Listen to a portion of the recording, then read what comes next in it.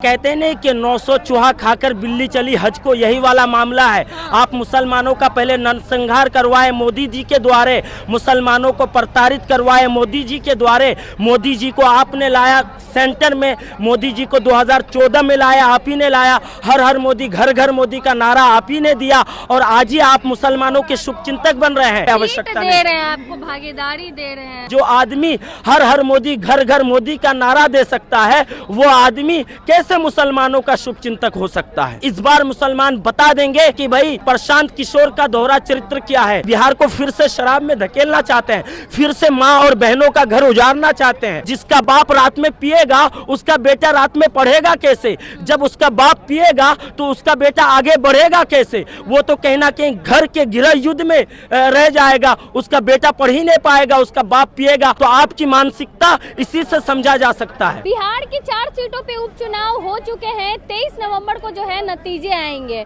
ऐसे में आपको मालूम होगा कि जन स्वराज ने भी 4 सीटों पे जो है उम्मीदवार उतारे थे। ऐसे में हम लोग जनता के बीच हैं, उनसे जानेंगे क्या लगता है, क्या होगा उपचुनाव में प्रशांत किशोर का। क्या जन स्वराज पार्टी कोई कमाल दिखा पाएगी? क्या नाम हुआ? मेरा नाम मुजफ्फर आलम हुआ। हाँ, क्या लग रहा है प्रशांत किशोर कोई कमाल दिखा पाएंगे? प्रशांत किशोर अभी तो नए नए राजनीति में आए हैं और उनको अभी बहुत सारी राजनीति सीखनी है और वो अभी राजनीति सीखे।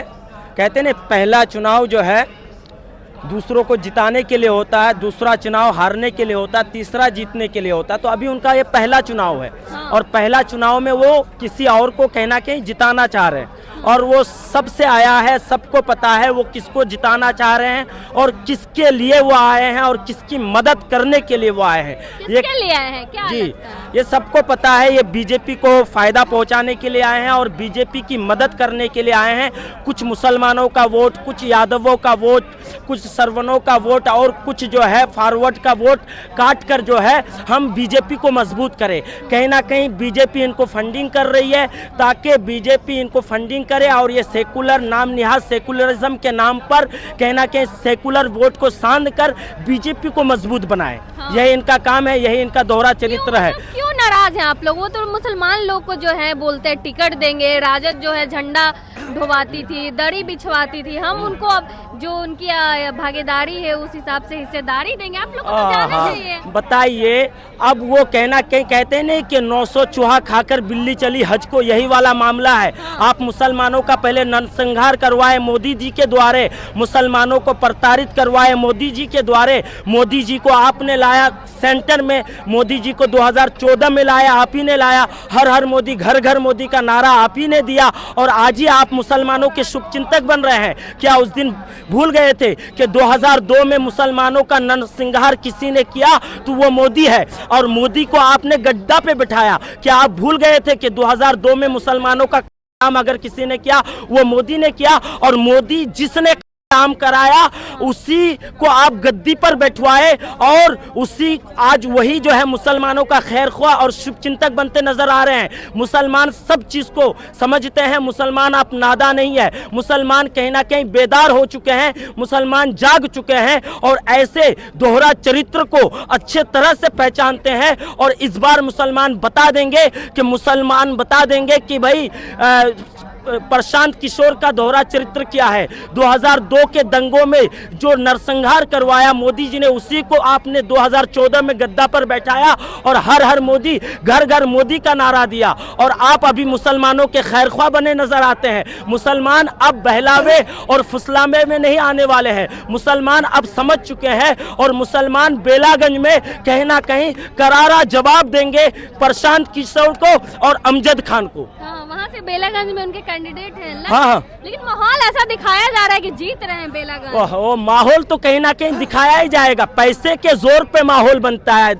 दीदी आपको मैं बता दूं, पैसों के जोर पे बीजेपी प्रशांत किशोर को फंडिंग कर रही है और कह सकते हैं कि फंडिंग करे। प्रशांत किशोर खुद कहे हैं कि वो एक चुनाव में सलाह देने का 100 करोड़ लेते हैं। सोचिए। हाँ, एक चुनाव में सलाह देने का 100 करोड़ लेते हैं। क्या 100 करोड़ यहाँ पे कितने 100 करोड़ खर्च कर दिए अपने अब तक उन्होंने बिहार में? वो पैसा आता कहाँ से? वो डायरेक्ट कहीं ना कहीं बीजेपी से आ रहा है और बीजेपी ने कह दिया कि आप एक सेकुलर पार्टी बनाओ ताकि सेकुलर पार्टी एजेंसियां कमजोर हो और हम कहीं ना कहीं मजबूत हो। जिस तरह केजरीवाल को 2013-12 में बीजेपी ने खड़ा करवाया ताकि कांग्रेस कमजोर हो, उसी तरह बिहार में जो है खेला बिगाड़ने के लिए, खेला खत्म करने के लिए प्रशांत किशोर को खड़ा किया गया ताकि बीजेपी की अकेले की सरकार बन जाए। कमजोर करना चाहते हैं वो प्रशांत किशोर, जाहिर सी बात है सेकुलर पार्टियों को, ये आरजेडी को कमजोर करना चाहती है, कहीं ना कहीं कांग्रेस को कमजोर करना चाहती है।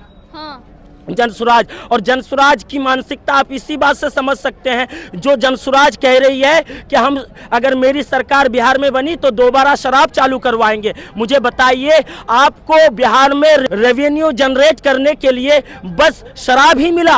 आप ये कहना कि गंदा काम से रेवेन्यू जनरेट करेंगे? आप मुझे बताइए, जिसका बाप रात में पिएगा उसका बेटा रात में पढ़ेगा कैसे? जब उसका बाप पिएगा तो उसका बेटा आगे बढ़ेगा कैसे? वो तो कहीं ना कहीं घर के गृह युद्ध में रह जाएगा, उसका बेटा पढ़ ही नहीं पाएगा, उसका बाप पिएगा। और आप कहना कहीं बिहार को फिर से शराब में ढकेलना चाह रहे हैं, तो आपकी मानसिकता इसी से समझा जा सकता है।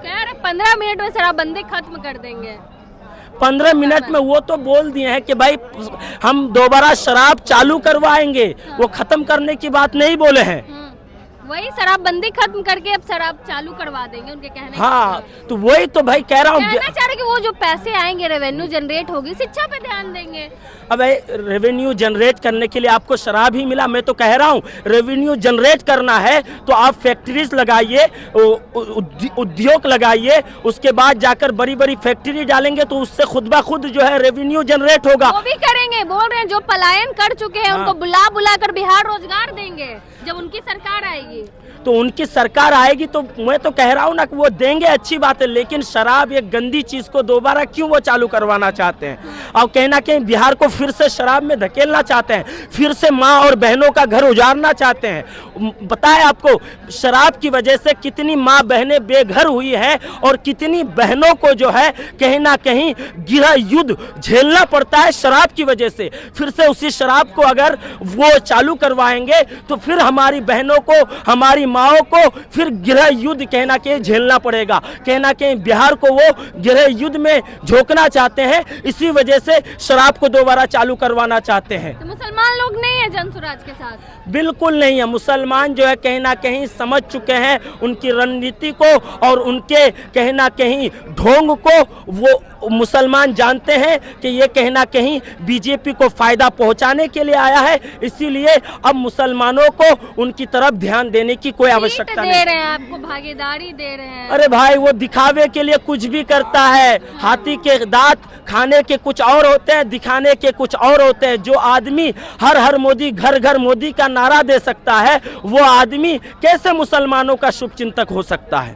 तो क्या लग रहा है 4 सीटों पे क्या होगा उपचुनाव में? कितनी सीट? बिल्कुल उनकी जमानत जब्त हो जाएगी, वो अपनी जमानत तक नहीं बचा पाएंगे 4 सीटों में, ये मेरा दावा है। कहीं पे भी जमानत नहीं बचा पाएंगे, ये मैं कह रहा हूँ और आप लिख लीजिए। जीतने की तो दूर की बात है। तो 23 तारीख के बाद कहाँ जाएंगे प्रशांत किशोर? 23 तारीख के बाद कहीं ना कहीं फिर वो अपना पहला वाला काम पकड़ लेंगे। शायद कौन सा काम? जो पहले करते थे, राजनीति पे ज्ञान देते थे, लोगों को जाकर बहकाते थे भाई, और कहना कि गुंडों की सरकार बनाते थे, फिर वही काम करेंगे। तो अब 23 नवंबर को पता चलेगा कि प्रशांत किशोर का क्या होगा। बिहार में 4 सीटों से जो है उपचुनाव हुआ है और देखना होगा कि 23 नवंबर को क्या नतीजे आते हैं। क्या प्रशांत किशोर कोई कमाल दिखा पाएंगे या फिर से एनडीए या महागठबंधन की सरकार बनती है? अपनी राय कमेंट बॉक्स में जरूर दे। धन्यवाद।